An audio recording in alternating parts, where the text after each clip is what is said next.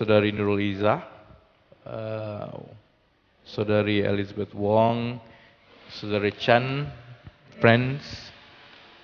I don't think you realize that YB Ali used to be a national swimmer. Do you know that? She's the only one in the whole party lah kot, ever representing the country. No. No, I think, yeah, Ali used to be a national swimmer. So you see, they all have very colorful background before. You know about Izzah. My only colorful background is my stomach.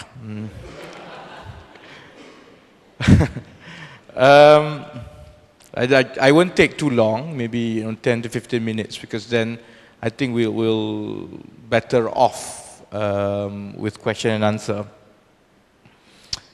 I think, as Ali and Izzah had said before, just like many people in PKR, I never planned to be a politician either. I think every time I think about my involvement in politics, I remember Lennon's good words.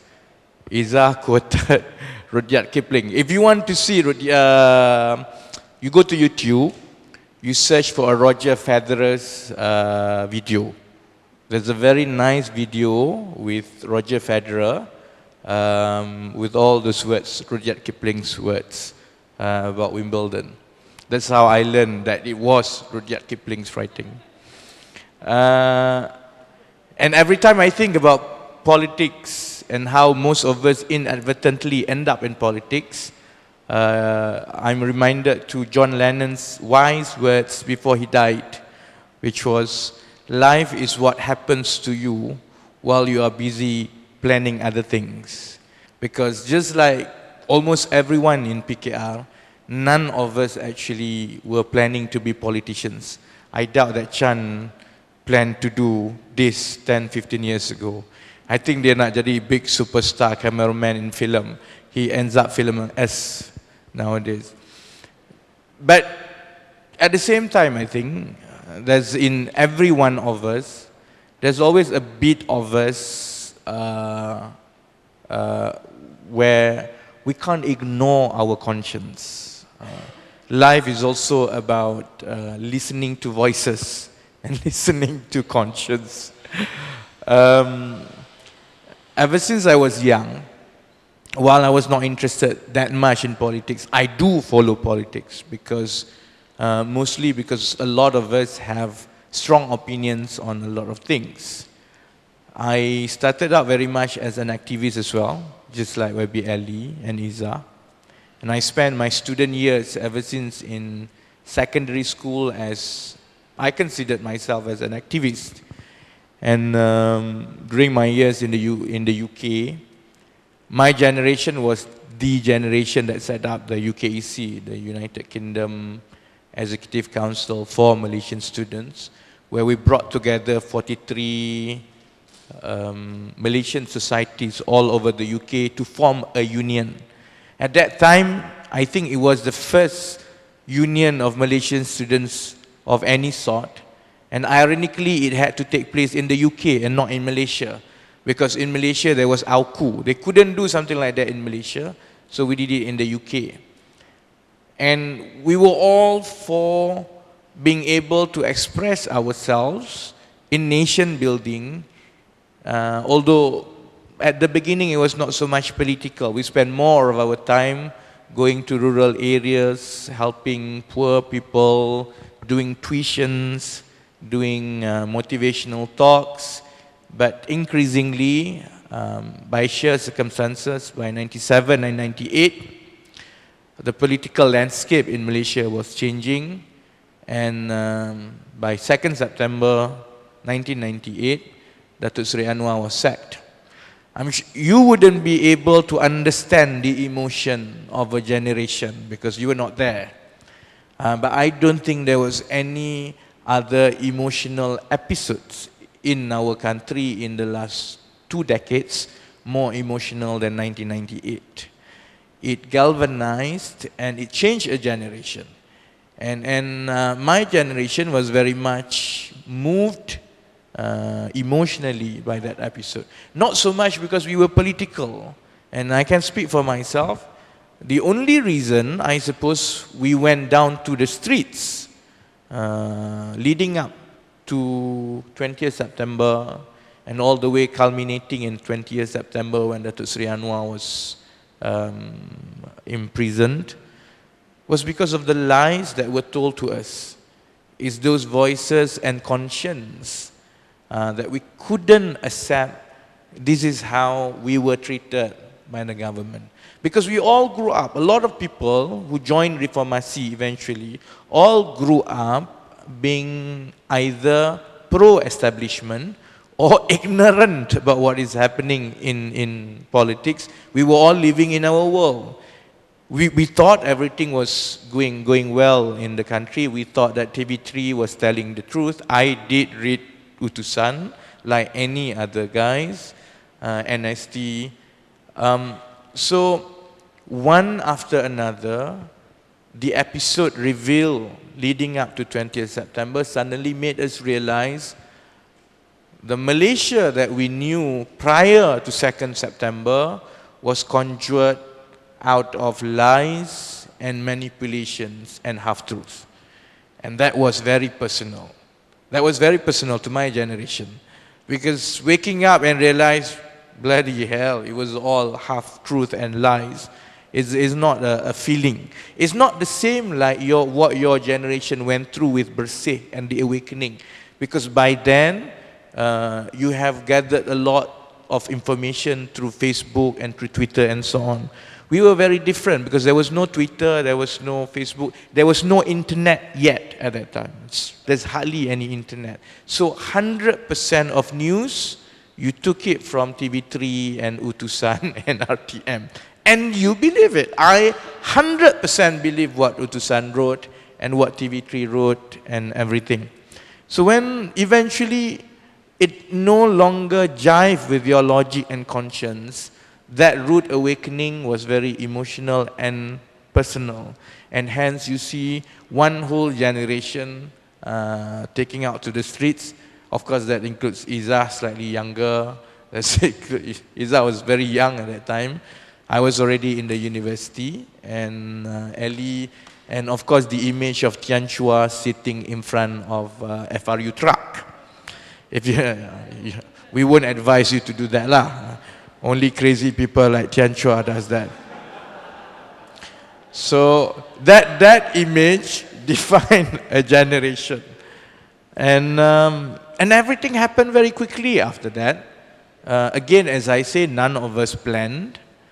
The rude awakening really made it very personal, especially when you got beaten out on the streets. Here you were, you thought that it's your right to go, and we just wanted to find some counter explanation from the official version of events. We wanted to hear from Datuk Seri Anwar himself, we wanted to hear from some other people. Instead of being allowed, we were beaten and chased on the streets. That was the second personal thing. And that defined, I think, our generation. And we all went back, getting very personal. And the first thing that we took to our heart was that I'm going to do something about this. And I think that's the start of a long 15 years of Malaysians being activists.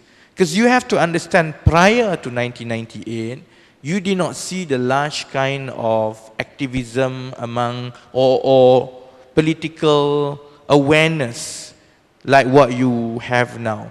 You have people like YB Ali being hippies walking around, but that's a very small group. It's not a mass movement. It's hardly a mass movement before that. It's only the 98 that triggered the mass movement, that thousands and thousands of people always took to the streets, and that enough to stand against Barisan Nasional's government.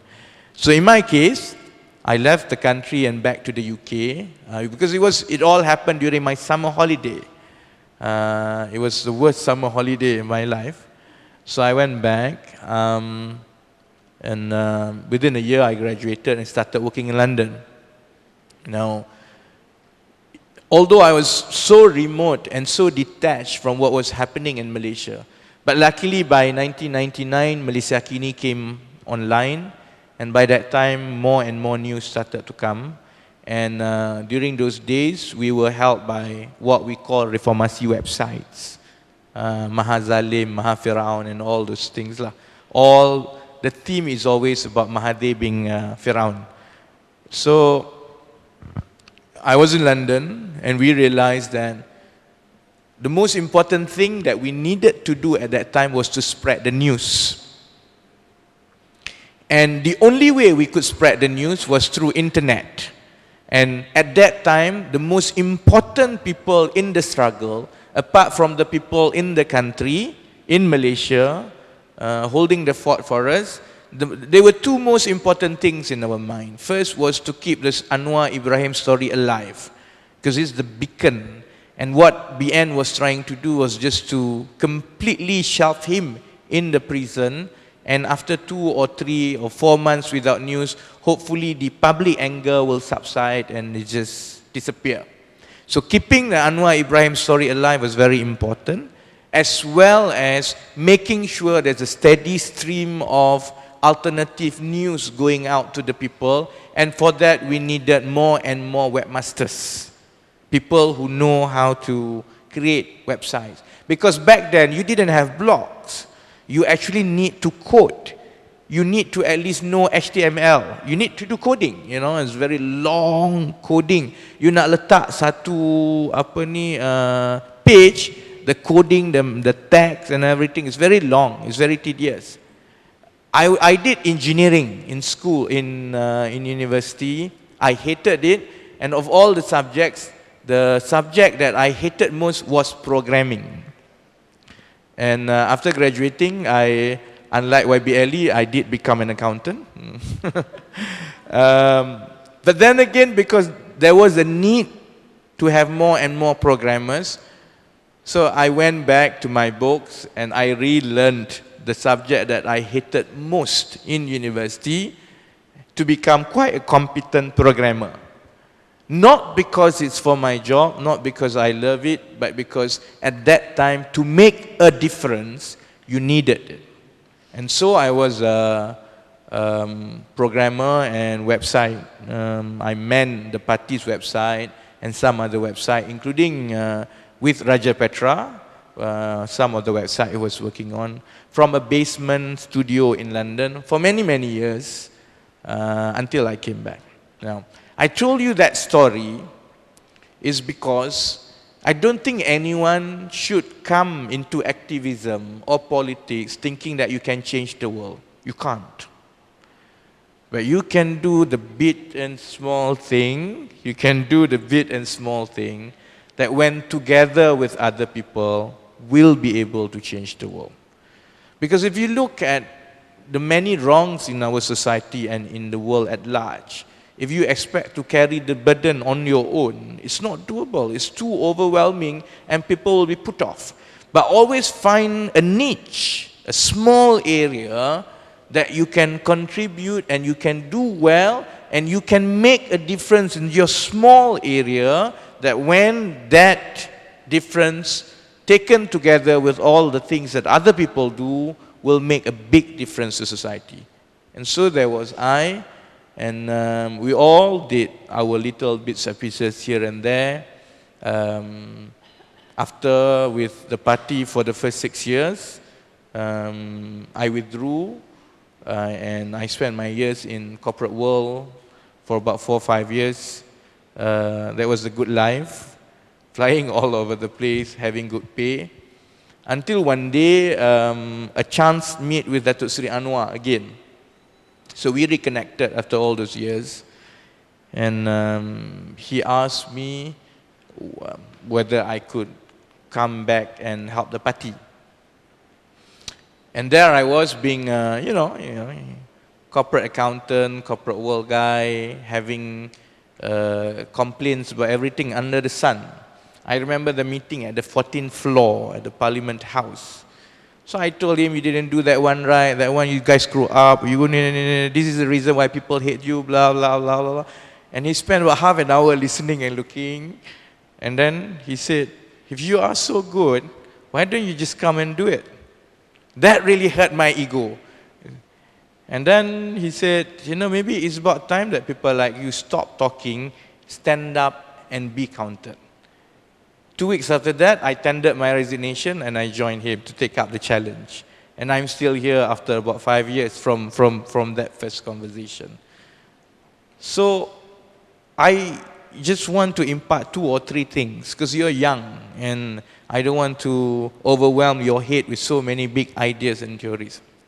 Number 1, in our small sphere of influence, there's always things that we can do. No one is powerless to influence things around us. And don't go for the big thing. Always go for the small thing. And I'm sure when Chan started with his first Kuno punya camera, I don't think he thought that he would be able to influence things the way he does today. I'm sure it's out of hobby, and it's just that the sheer need and desire to satisfy our conscience that at least we are doing something, whether or not it's helping anyone else. You must satisfy that first. Deep inside each one of us, there is a desire that we want to do something good, even if it cannot help other people, but at least it's satisfy our need that we are doing something. If you don't do that, go and join BN. If you don't have even a slight desire that you want to contribute and you want to feel good and you think that you ought to be doing something good, if you don't have that, you are truly meant and cut out for BN, and it should be with BN. Because otherwise, it's human nature for us to feel that we need to do something.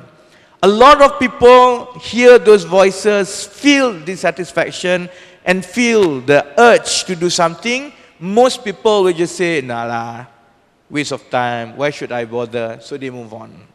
The select ones, the select few, will hear to that and say, yep, I'm going to do something about it, I'm going to start small.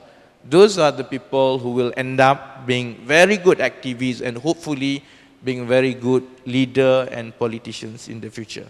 So always hear those voices, the desire to do good inside, pick it up and start small in your sphere of influence. Number 2, don't talk too much. I know that people think that I talk too much, but don't just talk. Don't just complain. If you are so good and if you think that you can do things much better, come here and do it, and then you know. That's my challenge to your generation. Don't just sit there and just complain about everything under the sun, because it's not going to change anything. You can complain until the cows go home. That was not planned. But you can complain, but it's not going to change anything. You have an idea, you think that you can do it better, you think that you're better than other people, prove it. Come on board and do it. If you think that you can make a better video than Chan, you either go and join him or you beat him. Make sure that your videos is better than him. If you think that you can be a better orator than Iza, don't just complain, just go and try lah. Try bagi ceramah in front of 20,000 people and see how they accept them. You need to have that. You need to have that thinking and that challenge in your heart and in your belly, because only if you have that, I think we will be on a good track. Malaysia will be good. Young people need to have that 2 things. Conscience deep inside and the desire to listen and to take heed of that conscience. And number 2, once you've heard the conscience, the desire to act on that conscience. Not to sit down or to pass it or to complain or to just point fingers. Because then, what difference are you going to make?